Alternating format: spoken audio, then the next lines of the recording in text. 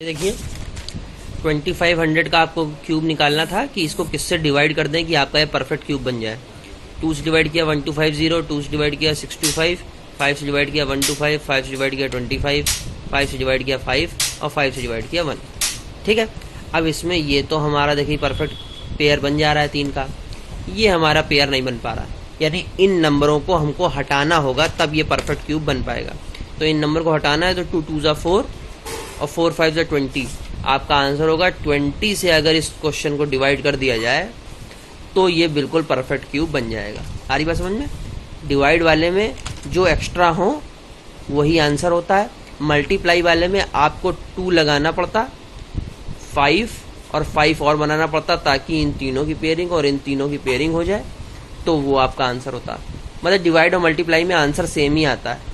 उसमें भी देखिए 2 5 लगाने पड़ते हैं, 5 5 से 25 और 25 2 ज़ा 50, उसमें 50 आंसर होता है और इसमें 20 आंसर है, सेम आंसर नहीं होता है। ठीक है, तो देखिए ये कह रहा है a cube plus b cube करने पे ऐसा आंसर आता है जिसमें a है आपका 10 यानी 10 का क्यूब प्लस 8 का क्यूब।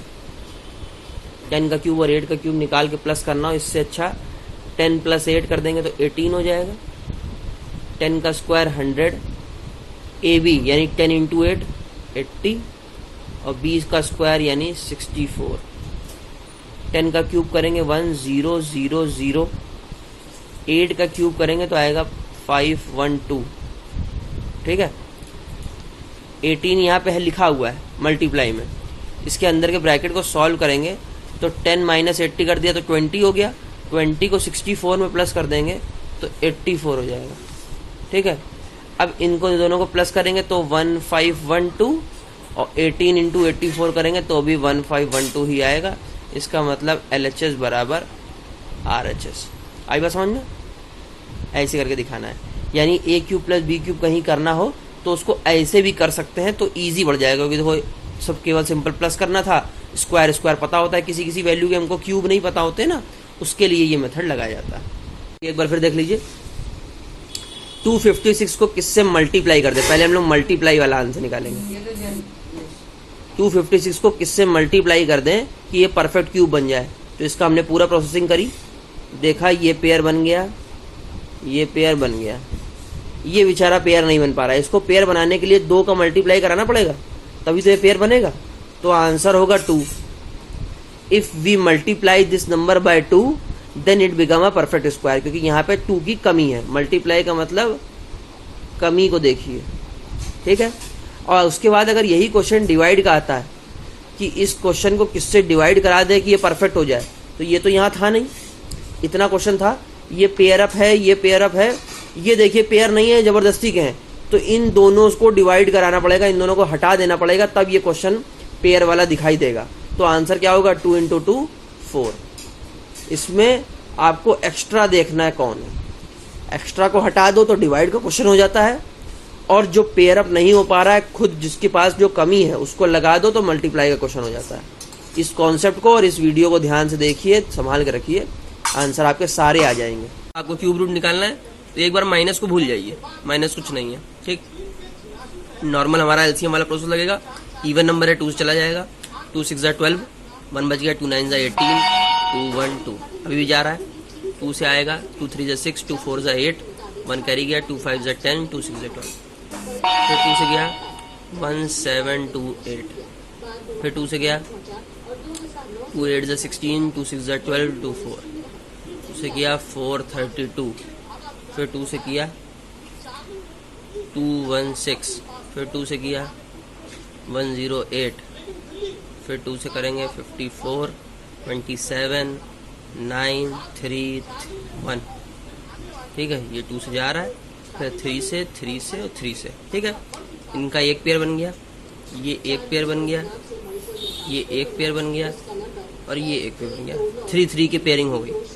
जो इसको एक बार एक बार एक बार और एक बार, 2 2 ज़ा 4, 4 2 ज़ा 8, 8 3 ज़ा 24 आपका आंसर आएगा। 24 इंटू 24 इंटू 24 करने पे ये आता है, ये आपका फाइनल क्या है आंसर इसका, क्यूब रूट का। ठीक, ठीक है, 3375 इंटू 1000 है, 1000 को तो साइड में कर दीजिए, भी 3375 को सॉल्व करते हैं। 3375, लास्ट में 5 है, 5 से चला जाएगा, 5 6 जा 30, 37, 5 7 जा 35, 5 7 5 5 जा 20, ठीक है। 5 से किया, 5 1 जा 5, 17 5 3 जा 25, 5 5 जा, फिर 5 से जा रहा है, 5 2 जा 10, 5 7 जा, 3 से करेंगे 9, 3 से करेंगे 3, 3 से करेंगे 1, इसका आंसर आ रहा है 5 और 3, 5 इंटू 3 हो जाएगा 15, यानी ये जो होता है वो 15 का होता है। ये जो है 10 का स्क्वायर करते हैं तो 100 और 10 का क्यूब करेंगे तो 1000, यानी 15 इंटू 10, 15 का क्यूब और 10 का क्यूब है। आपको इसका क्यूब रूट निकालना था, जब इसका क्यूब रूट निकालेंगे तो ये क्यूब रूट दोनों में लगेगा, आंसर आपका 15 इंटू 10 यानी 150 आ जाएगा। ठीक है, आ रही बात समझ में?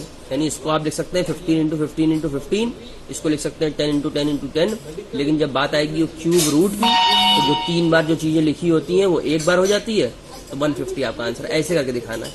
इन नंबर्स को ध्यान से देखिए, 1 का क्यूब 1, 2 का क्यूब 8, 3 के क्यूब की लास्ट डिजिट क्या है 7, 4 के क्यूब की 4, 5 के क्यूब में लास्ट में 5, 6 के क्यूब में लास्ट में 6, 7 के क्यूब में 3, तो देखिए 3 के में 7 आया था, 7 के में 3, 2 के में 8 आया था, 8 के में 2 आया है, 9 के में 9 ही आता है और 0 के में 0 ही आता है। 20 का 8000 होता है, 30 का 27000 होता है, 40 का 64, 50 का ये। इतनी बातें आपको याद रखनी होंगी। ठीक है, अब जैसे आप अपने क्वेश्चन पे आ जाइए, ये आपकी एक्सरसाइज है। मान लीजिए हम ये क्वेश्चन पकड़ते हैं 2 4 5 6 7, 2 4 5 6 7, लास्ट डिजिट क्या है 7, लास्ट डिजिट 7 किसके में आती है 3 के में, तो ये तो पक्का हो गया कि ये नंबर लास्ट में 3 आएगा। ठीक है, उसके बाद इस पूरे नंबर को देखिए, पूरा नंबर है 24,000। 24,000 देखिए किसके किसके बीच में आ रहा है। 24,000 जो है वो 8,000 और 27,000 के बीच में आएगा। 20,000 का 8,000 होता है, 30,000 का 27,000 होता है, यानी ये नंबर 23 होगा। क्यों, आ रही बात समझ में? इससे बड़ा इससे छोटा। हाँ, तो मैं बता रहा था 24,000 जो है वो 24,000, 8,000 और 27,000 के बीच में आ रहा है, यानी 20 से 30 के बीच में आंसर होगा। 20 से लेकर के 30 के बीच में जिसकी लास्ट डिजिट 3 हो तो 23 ही हो सकता है। ठीक है, एक क्वेश्चन और देख लीजिए, 5 8 3 2, लास्ट में क्या आ रहा है 2, लास्ट में 2 किसके आता है 8 के, तो लास्ट डिजिट तो हो गई 8। अब ये 5000 है, 5000 जो है वो 1000 और 8000 के बीच में आ रहा है, यानी आंसर 10 से 20 के बीच में होगा। 10 से 20 के बीच में लास्ट में 8 आता हो, तो 10 से 20 के बीच में लास्ट डिजिट 8 होती हो, तो ऐसा नंबर है 18। तो यही हमारा आंसर है, ये नंबर 18 का क्यूब है, ये नंबर 23 का क्यूब है। ध्यान से वीडियो को देखिएगा, समझ में आ जाएगा। 238,328 ये हमारा फर्स्ट क्वेश्चन है। Find the cube root of this by the process of estimation. Estimation के लिए हम लोग क्या करते हैं, ये 3 3 का ग्रुप बना लीजिए। ठीक है, लास्ट डिजिट 8 आ रही है, 8 किसका क्यूब होता है 2 का, तो एक डिजिट तो ये हो गई 2, ये इसकी यूनिट डिजिट हो गई। ये यूनिट डिजिट को देख के आपको यूनिट डिजिट का पता लग जाएगा। ठीक है, उसके बाद ये देखिए 238, 238 आपको पता लगाना है किसके किसके बीच में आता है। 238 जो है इसके पहले आता है आपके पास 216, ये 216 6 का क्यूब होता है, और उसके बाद अगला नंबर है 343, ये 7 का क्यूब होता है। ये नंबर इन दोनों के बीच में आता है, तो इन दोनों में से छोटा नंबर लेना है, यानी ये पूरा नंबर 62 का क्यूब है। आ रही बात समझ में? ये प्रोसेस आपको लगाना है, पहली वाली डिजिट के पहले का क्यूब लिखना है, बाद का क्यूब लिखना है, और फिर छोटे वाले नंबर को ले लेना है। ठीक है, ये पूरा फाइनल प्रोसेस है आपका एस्टिमेशन का। नेक्स्ट क्वेश्चन देखिए, नेक्स्ट क्वेश्चन है 175616, और वो भी माइनस का। कोई बात नहीं, पहले 3 का ग्रुप बनाइए, 3 का ग्रुप बना के लास्ट डिजिट देखिए, लास्ट डिजिट 6 किसके क्यूब में लास्ट डिजिट आती है, तो जब 6 का क्यूब होता है तो 216 आता है लास्ट डिजिट, तो ये इस नंबर का तो सॉल्यूशन 6 हो गया। ठीक है, अब 175 किसके किसके बीच में आता है, 175 किसके किसके बीच में आता है, 175 5 का क्यूब होता है 125 और 6 का क्यूब होता है 216। 175 5 के क्यूब और 6 के क्यूब के बीच में आता है। ठीक है, तो सब इन दोनों में से जो छोटा हो वो लिखना होता है। 5 का क्यूब छोटा है तो आंसर आपका हो जाएगा 56। ठीक है, जिन लोगों को इस मेथड में कोई गड़बड़ है वो मेरा कल का मेथड भी दे सकता है, उसमें हम लोग पूरी डिजिट को देखते थे कि 175616 किसके किसके क्यूब में आता है। मैंने आप लोगों को बताया था 40 का क्यूब अगर आप लोग लिखेंगे तो 64,000 हो जाएगा। ठीक है, 50 का क्यूब आप लोग लिखेंगे तो 125000 हो जाएगा, और 60 का क्यूब आप लोग लिखेंगे तो 216000 हो जाएगा। ये 2 लाख है, ये 1 लाख है, ये 60,000 है हमारा नंबर। हाँ, तो पूरा नंबर हमारा 1,75,000 है। ये देखिए 1 25 और 2 16 के बीच में है, यानी 50 और 60 के बीच में हमारा आंसर होगा, तो हम 56 तक पहुंच जाएंगे। दोनों तरीके सही हैं। ये तरीका नॉर्मल आपके बुक का है कि आप 3-3 का पेयर बना दीजिए, ये आपकी यूनिट डिजिट निकालने में मदद करेगा, और आगे का नंबर आपका फाइनल नंबर पता लगाने में मदद करेगा। वरना आप पूरी डिजिट को देखिए, पूरी डिजिट को देख के भी आपको समझ में आएगा कि आंसर किसके किसके बीच में आना चाहिए। बस आपको ये सब याद होने चाहिए, 40, 50, 60, 70, 30, 20 सबके याद होंगे, तो आप वैल्यू देखते ही पता लगा लेंगे कि वैल्यू किसके किसके बीच में आ रही है। 1,75,000 किसके किसके बीच में आ रहा है? 1,75,000 50 के और 60 के बीच में आ रहा है, तो 50 के और 60 के बीच में यूनिट डिजिट 6 रखनी है, तो 56 ही आंसर होगा। ठीक है, बाकी के 1-2 क्वेश्चन आप लोग खुद करके दिखाइए, मैं वेट कर रहा हूँ आप लोगों के आंसर्स का। छोटी छोटी बातें आप लोगों को दोबारा समझानी पड़ती है, जैसे 8th क्लास के नहीं, कोई 3rd 4th क्लास के बच्चे हो। 42.875 है, आपको नहीं पता, ये पॉइंट हटाएंगे तो नीचे अपॉन में 1000 हो जाएगा। किसको ये बात नहीं पता है इतनी छोटी सी? अब 42,875 का अलग कर लीजिए, 10 का अलग कर लीजिए। 42,875 लास्ट की यूनिट डिजिट 5 आ रही तो 5, और 42 किसके किसके बीच में है? 42 27 और 64 के बीच में है। 27 3 का होता है, 64 4 का होता है, तो 35 आपका आंसर है। 35 और 10 का जब आप क्यूब करते हैं तो आपका 1000 आता है, 1000 की जगह यहाँ अपॉन में 10 हो जाएगा। 35 से 10 काटेंगे तो 3.5 आपका आंसर है।